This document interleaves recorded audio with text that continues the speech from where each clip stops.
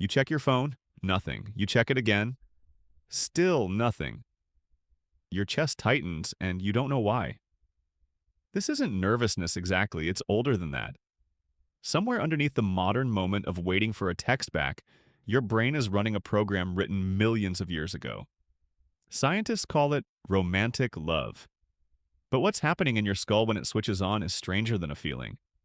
It isn't poetry, it's chemistry, and it's brutal. Start with the moment itself. You lock eyes with someone. Something shifts. Your pupils dilate. Your heart rate climbs. This is your ventral tegmental area, a cluster of neurons deep in your brain, flooding your system with dopamine. The same region that lights up when someone wins money gambling. The same region that lights up on cocaine. That's not a metaphor, that's a measured fact. In the early 2000s, biological anthropologist Helen Fisher put people who describe themselves as intensely in love into an fMRI scanner. She showed them a photo of the person they loved, then a neutral photo back and forth. The brain regions activating weren't the ones tied to emotion the way we usually picture it. They were tied to motivation and reward, the same circuitry that drives craving and addiction.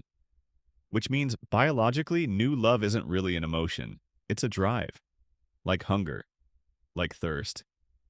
Think about what that means. When you can't stop thinking about someone, when their name lighting up your phone makes your whole body react, that isn't weakness.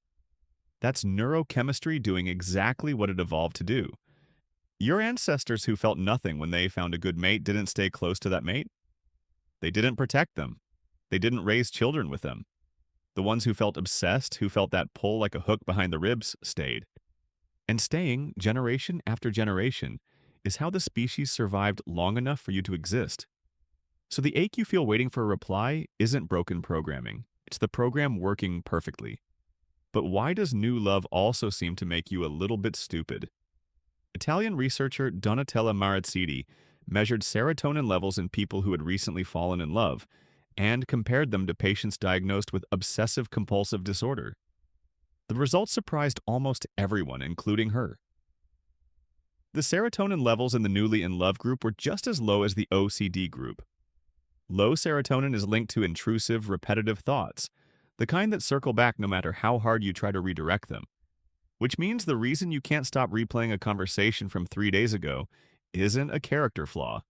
For a window of time, your brain temporarily behaves like it has a mild obsessive disorder, built entirely around one person.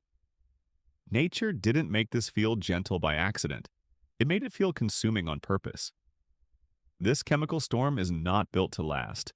Fisher's research suggests the most intense phase of romantic love typically runs 12 to 18 months, sometimes a little longer, rarely much more. That's not your relationship failing. That's your brain regulating, adjusting, coming back down. What replaces it, if the relationship survives that chemical phase, is a shift toward oxytocin and vasopressin, the chemicals tied to long-term bonding, trust, and attachment. Less fireworks, more foundation. This is the part almost nobody puts in the movies because it isn't dramatic. But steady, biologically speaking, is its own kind of achievement. Psychologist Arthur Aron ran a famous experiment in the 1990s. He paired strangers and had them ask each other 36 increasingly personal questions, followed by 4 minutes of uninterrupted eye contact. Multiple pairs reported real, measurable intimacy afterward. Some built relationships from it. What Aron's experiment revealed wasn't a trick. It was a mechanism. Your brain has been ready to fall for someone this entire time, waiting for the right combination of eye contact, honesty, and exposure to switch it on. Does understanding the mechanism make it less real? Consider it the other way. Every sunset is light scattering through atmosphere. Every symphony is air vibrating at specific frequencies. Understanding has never made the experience smaller.